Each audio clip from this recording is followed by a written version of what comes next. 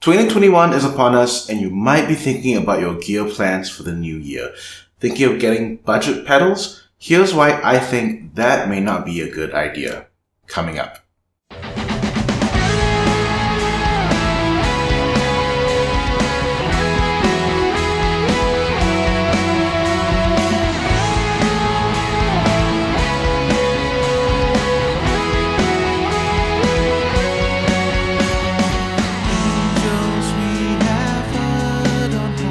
Hello and welcome to the video. If this is our first time meeting, my name is Justin and I'm all about worship guitar. On this channel, I provide guitar lessons, tech implementation, and talk about all things related to guitar and worship ministry. Please subscribe and hit that bell notification button so my content reaches to you directly. It will really help me out. If we've met before, welcome back. One of the videos which is slowly getting views is the one I did of the Hotone Binary Amp, a pedal that is both amp sim and cap sim to deliver classic tones from the likes of Marshall, Vox, Fender, and a few other boutique offerings. In that video, I gave my honest assessment of the pedal as well as some tips to dial in a usable tone. Stick around to the end to hear more tips on how to get the binary to sit better in a mix. At a price point 3 times lower than the Line 6 HX Stomp and 9 times lower than the flagship Helix, this looks like an attractive option for the budget conscious. It doesn't have the bells and whistles like advanced routing, IR implementation, headphone monitoring, just to name a few, but it does have a decent editor on the computer for those who want to tweak it that way. I'll be honest and upfront, since making that video, I've tried to sell the pedal. There have been no takers, so it's back on my nano board where I use it to record some tracks for my latest Christmas song, Angels We Have Heard on High. You can check it out over here. In the intro, I turned up the mix of the rhythm track so you can hear how the pedal sounds like. But here's the thing, you're not hearing the pedal by itself. I have a few more pieces of gear in the chain. Significantly, I have a GFI specular reverb providing some depth and a Nunaber Iconoclast for 4x12 boogie cap profile loaded at the end of the chain. Here's the point. There is an adage that goes, buy cheap, buy twice. And it refers to a quality of product that is so low that you end up buying it again due to accelerated wear and tear. I think that we can apply this to budget gear by extension. Your signal chain is only going to sound as good as the cheapest pedal. I actually have 2 examples in this recording. The first being that I turn off the cap sim on the binary and add a Nunaber Iconoclast to fulfill this role. The Iconoclast is not a cheap pedal at all, and I only got it because there was a clearance sale from Sweeney Katong, RIP Sweeney Katong. But even then, that wasn't the last step in the production process for the guitar tracks. I had to EQ each guitar track, I had to do a low cut and a high cut, and I had to tune the specific mid-frequency focus to make the tracks sit better in the mix. Take a listen to the final master versus the original tracks.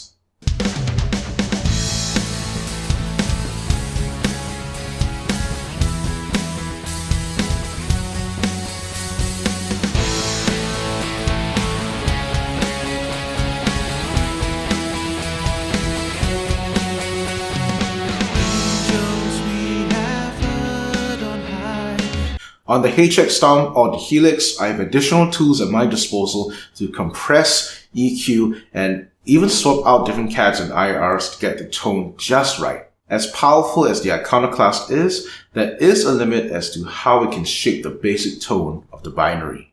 Another problem was trying to get rid of the buzz. Take a listen to the binary amp on a higher gain setting.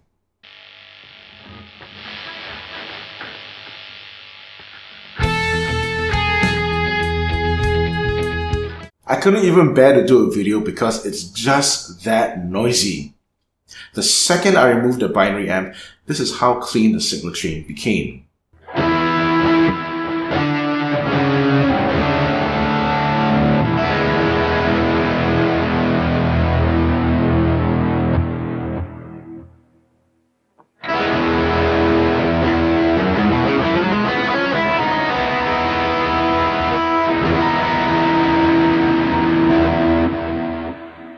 What a big difference, huh? The second example is most audible at the end of the recording, but I faded out the track before you could hear that something wasn't quite right.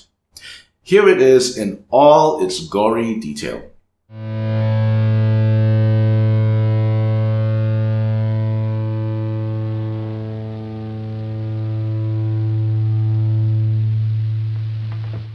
hear that sizzling sound in the end.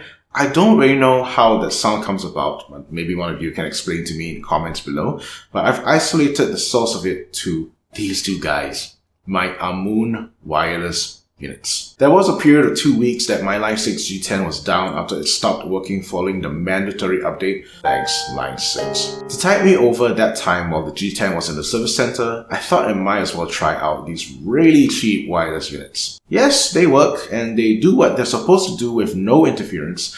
They have a bonus of not requiring a powered base like the G10, but the adage strikes again. Buy cheap, buy twice. This Ammoon wireless, adds that sizzling, crackling sound that I cannot get rid of except to fade out the guitar track during post-production. I don't have this sound issue with my G10. Yes, there have been complaints about this unit and its reliability, but in terms of sound, I don't have to worry about the G10 adding extra unwanted sizzle in my tone. These two examples beg the question, should you buy it cheap? I think the answer, like most of life, is that it depends. Sure, if you're strapped for cash, you shouldn't be blowing money or worse, incurring debt to acquire the latest and greatest gear. Financial stewardship is something you should take very seriously in life. But there is wisdom in saving up to buy gear beyond a certain price point. I personally think that the price jump between budget and working man's gear is large, but the payoff is 10 times larger. You get gear that lasts longer and, more importantly, sounds better. But this is different from the price jump between working man's gear and luxury gear. I don't think the payoff is 10 times. It's aesthetically 10 times the jump, but functionally, I think it's much closer to 2 times, or if you're like me, a bit more conservative, 1.5 times. But what do you think? Let me know in the comments below. If you've stuck around this far, here's the bonus section of the video where I show you my process to EQ the tracks coming from the binary amp. You can follow this process for cheaper pieces of gear too. Hello and welcome to Band Lab Mode, and in this particular section of the video, I'm going to talk about how I mixed the tracks that were coming in from the Hotone Binary Amp. And the reason why I'm doing this part is because I want to show you that there is some work that needs to be done to get the tracks to sit right in the mix. Let's go through some foundational principles. Number one, because you're mixing in a production environment and you're doing like a pre-recording, you don't have to have a one-take wonder situation. You can record multiple tracks to achieve a certain effect. Now, with rhythm guitars, I tend to play the same thing on different guitars and maybe with the same amp settings or slightly different settings. If you play 2 rhythm tracks, one track being a Les Paul, one track being a Telecaster, for example, different guitars, different pickups, and the way they interact with the pedals are different. If you hard pan them left and hard pan them right, essentially that will give you a bigger sense of space. The second operating principle that I want to show you is that I grouped the Hotone binary tracks together. Now, what I did to help to treat guitars a bit more evenly is that I want to apply the same effects onto the 4 tracks, the 2 rhythm tracks, the clean and the funk. And the way to do that is to send these 4 tracks to a stereo bus. And as you can see here, I have sent these tracks, rhythm 1, rhythm 2, clean and funk.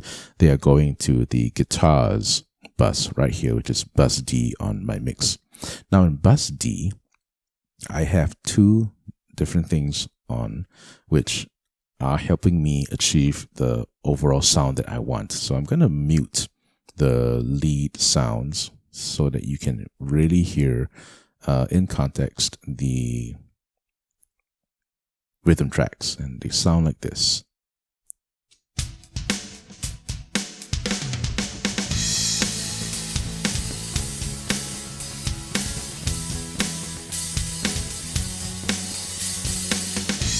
You can't really hear anything, can you? Now, that's because the problem with the Hotone binary amp, at least the unit that I have, is that it's a very soft pedal, and I need to really crank up the output. And I need to crank it up to roughly 20 decibels on the compressor that I have going on here. This sounds like this now.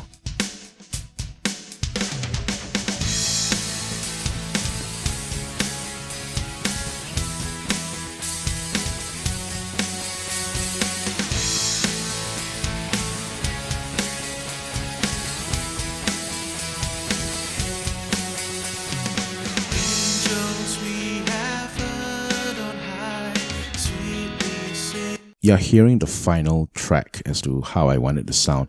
The way that I managed to get it to sound a bit more tighter, a bit more body is to use an equalizer. Now, if I have to bypass this, I'll let you hear how it sounds like without EQ, and then I'll add an EQ just to let you hear the difference.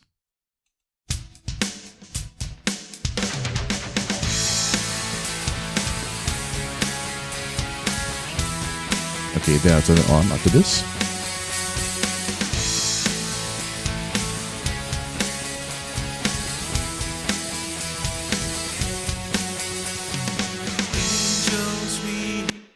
So the binary has a very, there's like somewhere in the 1 to 2K has a certain mid spike that I didn't really like. So I pulled that down a little bit.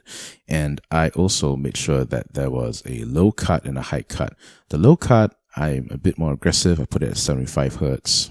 Normally I'll have it at 50 Hertz or something like that, which is something more gentle. You can start with 50 Hertz and move it left or right.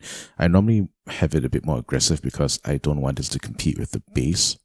Then with the high cut, I have it at around, here's around 10K. I'm actually a bit more aggressive than that. I normally put it at 9K, but you can move it up to 10. Starting point 10 to 11, then move it downwards. Now, here's the thing. Your guitar cabinets in real life don't actually have a frequency response greater than 9K or something, and it really depends on the cab you're going for. One trick that you can do is you can look up the frequency response graphs for various cabinets. Let's say you want to do like a 1960s Marshall cab or something, right? Now, when you go to the Marshall greenback cab with vintage 30s or whatever, find out where that cutoff point is for the highs and match that with the EQ in post. That way, the character of your highs is going to be, it's going to match the character of the cabs that you're looking for. One more thing that I could have done is going to add a little bit more body to the sound. And the way I do that is, when I think of body, when I think of thump, when I think of like the chug kind of sound, I'm looking at, let's say, the 100 to 200 Hertz. I'm going to turn on let's say the 120. Yeah, let's say 120 and bump it up just a little bit, like 5 dB. And let's hear how different that will sound.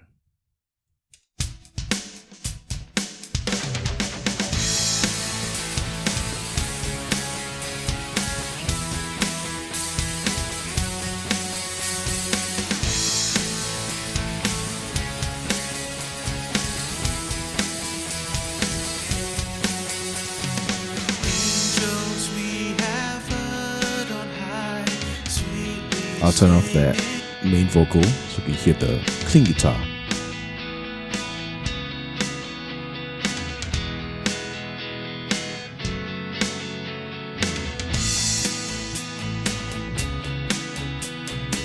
Without the EQ.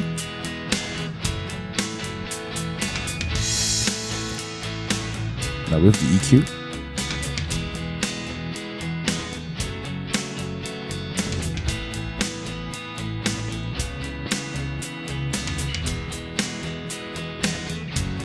So I hope you can see that there is a little bit of work to be done to make the Hotone Binary Amp sound better in the mix. Essentially, you want to do two things. You want to EQ and you want to compress. And with EQing, I would try to follow the frequency response graph of like the cabinet that I'm going for, which in this case, I something like a Marshall kind of sound in mind.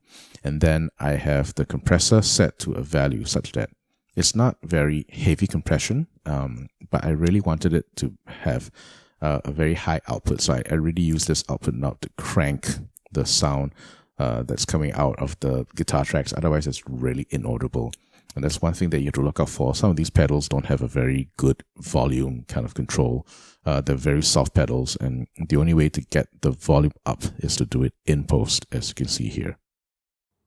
In summary, there is a time and place for budget gear. If you're starting out and have no means to pay for gear, you shouldn't be killing yourself trying to get gear that is out of your means. Save up for working man's gear, which will last you much longer and is guaranteed to sound 10 times better. Thank you for watching this video. Don't forget to like, subscribe, and hit that bell notification button. If you have any questions or comments, please post them down in the comment box below, and I'll get back to you as soon as I can. Until next time, this is Justin signing off.